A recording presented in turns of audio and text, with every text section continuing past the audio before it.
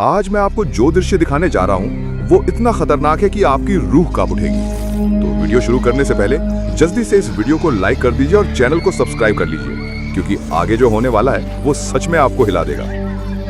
अगर इसी कहानी की अगली फिल्म देखना चाहते हैं तो डिस्प्ले एक्शन में जाएं, आपको वही मिल जाएगी। चलो बिना देर करते हुए आपको कहानी की ओर ले चलते हैं। मूवी की शुरुआत होती है समुद्र में कई अजीबोगरीब पैरासाइट से जो गंदे पानी से निकलकर शहर की तरफ बढ़ रहे थे। फिर सीन शिफ्ट होता है एक सोते हुए कपल पर। तभी अचानक वहां एक पैरासाइट आकर उस आदमी के कान में घुस जाता है। फिर सीन शिन्निची नाम के एक लड़के पर शिफ्ट होता है। वो बेड पर लेटे हुए म्यूजिक सुन रहा था। तभी अचानक एक पैरासाइट उसके कान में घुसने की कोशिश करता है, लेकिन उसके हेडफोन्स की वजह से वो नाक के जरिए से घुसने लगता है। शिनिची घबराकर उसे दूर फेंक देता है और उसे एक बुक से मारने की कोशिश करता है, लेकिन पैरासाइट फिर उसके हाथ को काटकर अंदर घुस जाता है। शिनिची तुरंत हाथ को केबल से बांधकर पैरासाइट को रोक देता है। अचानक उसकी माँ शोर सुनकर कमरे में आ जाती है। शिनिची माँ को बताता है कि मेरे हाथ में कीड़ा घुस गया है। जब माँ केबल को खोलकर देखती है तो उसे कुछ नजर नहीं आता। शिची को भी कुछ समझ नहीं आता, आखिरकार वो कीड़ा गया तो गया कहाँ। उसकी माँ कहती है जरूर तुमने कोई सपना देखा है। अगली सुबह ब्रेकफास्ट करते हुए शिनिची को अपने दाएं हाथ में कुछ अजीब महसूस होता है। दूसरी तरफ पहले वाला बंदा अब पूरी तरह पैरासाइट के कंट्रोल में है। वो अपनी पत्नी के पास जाता है और अचानक उसका मुंह एक भयानक मॉन्स्टर की तरह खुल जाता है। शिनिची अपनी दोस्त सातोमी के साथ स्कूल जा रहा था, लेकिन उसका व्यवहार कुछ बदला हुआ था। वो अपने दाएं हाथ को कंट्रोल नहीं कर पा रहा था। उसने सातोमी को गलत जगह छूने की कोशिश की और वो गुस्सा होकर चली गई। क्लास में उसका इरेजर नीचे गिर गया। जब वो इरेजर उठाने लगा तो उसका हाथ अचानक लंबा हो गया। फिर बास्केटबॉल खेलते समय वो काफी दूर से बॉल को एकदम निशाने पर फेंकता है और सब लोग हैरान हो जाते हैं। शिची को कुछ समझ नहीं आ रहा था। घर आकर वो इंटरनेट पर इस बारे में सर्च करता है। तभी उसके हाथ से एक आंख निकल आती है। वो घबरा जाता है, लेकिन आंख वापस बंद हो जाती है। शिनिची डर की मारे अपना हाथ काटने लगता है। तभी उसका हाथ एक अजीब प्राणी में बदल जाता है और उसे डराने लगता है। शिनिची उससे पूछता है कि मेरे साथ क्या हो रहा है। तभी पैरासाइट बोलता है कि अब तुम्हारे हाथ पर मेरा कंट्रोल है और अब तुम मुझे इंसानों की भाषा बोलना सिखाओ। दूसरी तरफ वो पैरासाइट वाला आदमी अब टीवी से इंसानों की भाषा सीखने लगता है। अब तक उसने अपनी पत्नी को पूरी तरह खा लिया था। अगली सुबह जब शिनिची उठता है तो वो प्राणी उसके हाथ से जुड़ा हुआ था। लैपटॉप और बुक से इंसानों के बारे में पढ़ रहा था। शिची उससे कहता है कि मैं हॉस्पिटल जाकर तुझे कटवा दूंगा। पैरासाइट बोलता है कि अब मैं तुम्हारे बॉडी सेल से जुड़ चुका हूँ, इसलिए तुम ये नहीं कर सकते। असल में वो शिनिची के पूरे शरीर पर काबू कर लेता अगर वो केबल से हाथ बांधकर पैरासाइट को ना रोकता।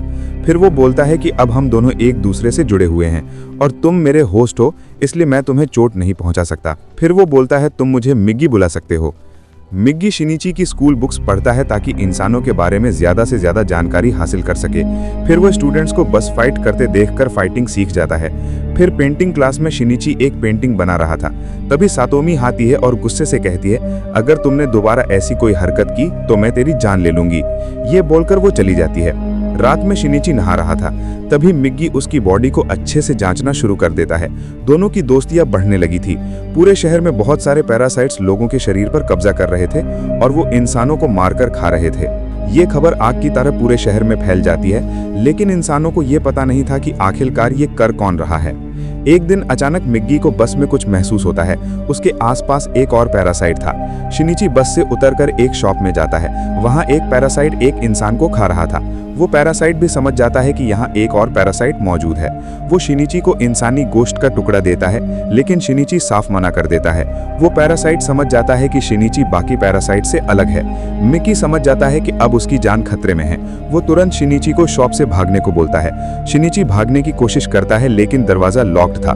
तभी वो पैरासाइट शिनिची के पास जाता है। फिर वो अपना एक हाथ काटकर मिग्गी से बोलता है तुम शिनिची को छोड़कर मेरे हाथ में आ जाओ।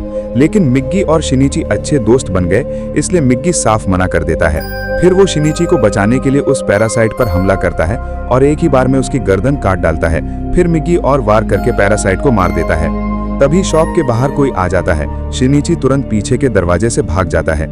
फिर उसे उसकी माँ मिलती है। शिनिची इस बारे में अपनी माँ को कुछ नहीं बताता। अब शहर में इंसानों के गायब होने की खबर तेजी से फैल रही थी।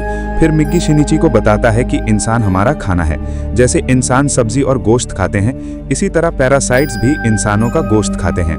जब तक मिग्गी उसकी बॉडी से जुड़ा है मिग्गी जिंदा रहेगा, क्योंकि उसे शिनिची की बॉडी से खाना मिलता रहेगा, इसलिए उसे लोगों को मारने की जरूरत नहीं है। इसके बाद पुलिस ऑफिसर्स को उसी शॉप में पैरासाइट की बॉडी मिलती है। जांच करने पर पता चलता है कि पैरासाइट में मरने से पहले इंसान का गोश्त खाया था।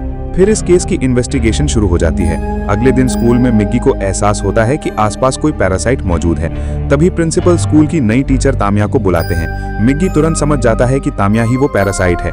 तामिया को भी पता चल जाता है कि शिनिची एक पैरासाइट है। उसके बाद शिनिची तामिया के पास जाता है, लेकिन तामिया कहती है तुम्हें मुझसे डरने की जरूरत नहीं है।